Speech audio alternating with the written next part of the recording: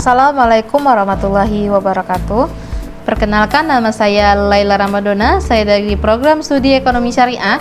Di sini saya akan membuat video mengenai jenis-jenis penelitian untuk melengkapi tugas dari mata kuliah metodologi penelitian yang diampu oleh Bapak Dr. Al-Ma'arif M.Hum.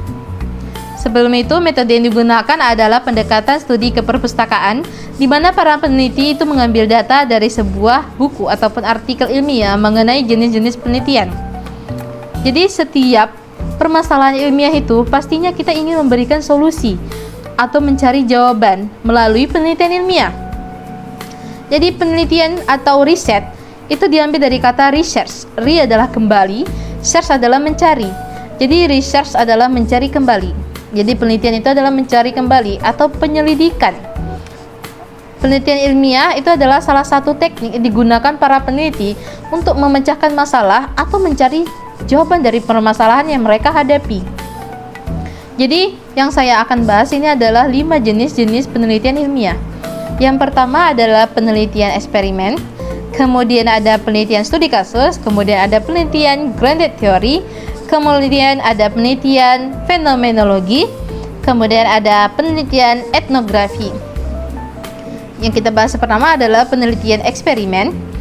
Penelitian eksperimen adalah penelitian yang dilakukan secara sengaja oleh para peneliti dengan cara memberikan treatment atau perlakuan khusus guna untuk membangkitkan sebuah kondisi, sesuatu kondisi atau keadaan untuk kita pelajari bagaimana akibatnya. Jadi penelitian eksperimen ini lebih ke pengaruh sebab akibat. Kita akan melihat bagaimana pengaruh sebuah tindakan pada barang yang kita teliti atau subjek yang kita akan teliti. Contohnya, pemberian hukuman kepada para siswa yang sengaja datang terlambat setiap masuk kelas. Kita akan melihat perbandingan sebelum diberikan treatment sama sesudah diberikan treatment. Sama halnya guru sebelum diberikan hukuman sama sesudah diberikan hukuman. Mungkin sebelum diberikan hukuman, siswa itu akan sering lalai ataupun sengaja masuk ke kelas itu dengan terlambat. Sedangkan mungkin sesudah diberikan hukuman, siswa akan menjadi lebih disiplin. Jadi kita akan melihat perbandingan di antara kedua tersebut. Sebelum diberikan treatment sama sesudah diberikan treatment. Yang kedua, itu adalah penelitian studi kasus. Jadi studi kasus adalah sebuah teknik yang digunakan untuk mempelajari keadaan atau perkembangan seseorang secara lebih mendalam, yang bertujuan untuk seseorang itu bisa beradaptasi dengan sekitarnya, penyesuaian diri dengan sekitarnya. Jadi biasanya studi kasus itu meneliti tentang pengalaman hidup seseorang yang digali secara spesifik, secara mendalam, sedetail mungkin.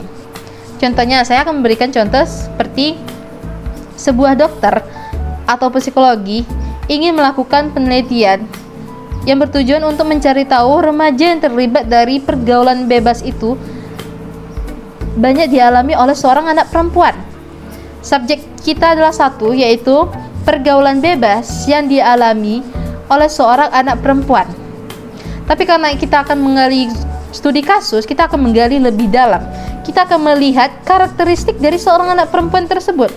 Faktor apa yang bisa kita teliti atau faktor apa saja yang bisa kita gali. Kita akan melihat dari karakteristik anak tersebut. Mungkin saja faktor yang dia alami adalah faktor keluarga. Mungkin kurangnya kasih sayang dari keluarga atau perlakuan keras dari keluarganya, atau mungkin orang tuanya yang bercerai. Makanya dia terlibat dari pergaulan bebas.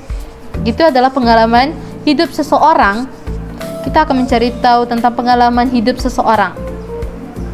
Kemudian yang ketiga adalah grounded theory. Grounded theory adalah sebuah penelitian yang dilakukan dengan cara mengembangkan teori atau isi-isu yang berada di masyarakat. Biasanya peneliti itu terjun langsung ke lapangan, itu tidak membawa teori pun ataupun ide-ide tentang penelitian yang dilakukan. Jadi teori itu muncul ketika dia wawancara langsung kepada para wawancaranya. Misalnya, saya kasih contoh. Para peneliti ingin melakukan wawancara kepada salah satu konsumen makanan cepat saji di Indomaret di daerah Pulau Bengkalis. Biasanya pertanyaan basic, apakah harganya enak?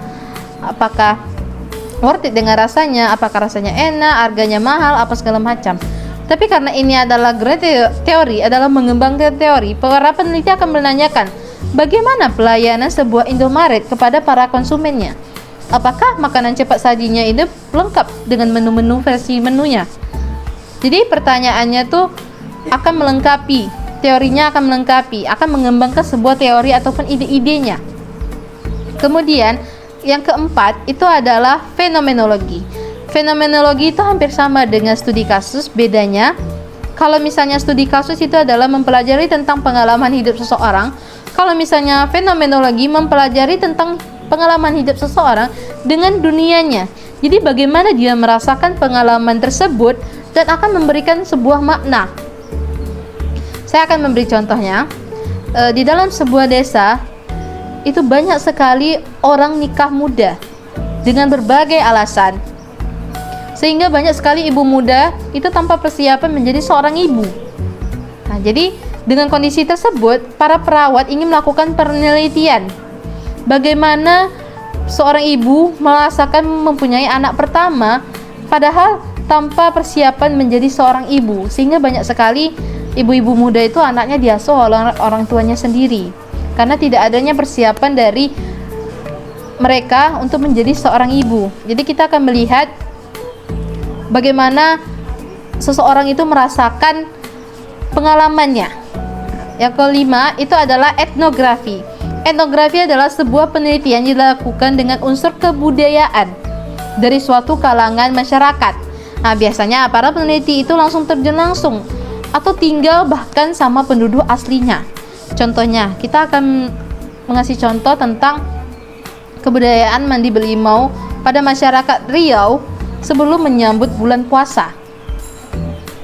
Nah, biasanya kalau ingin melakukan penelitian, langsung akan tinggal bersama atau berinteraksi langsung dengan masyarakat Riau untuk melakukan penelitian mandi belimau. Dan dia akan melihat atau melakukan penelitian mandi belimau itu kepada masyarakat Riau. Jadi jenis-jenis penelitian ilmiah itu banyak sekali ciri khasnya sendiri-sendiri sesuai dengan masalah yang akan kita hadapi sendirinya. Dengan itu saya akhiri, mohon maaf apabila ada kesalahan kata. Saya akhiri, wabillahi taufiq wal hidayah. Wassalamualaikum warahmatullahi wabarakatuh.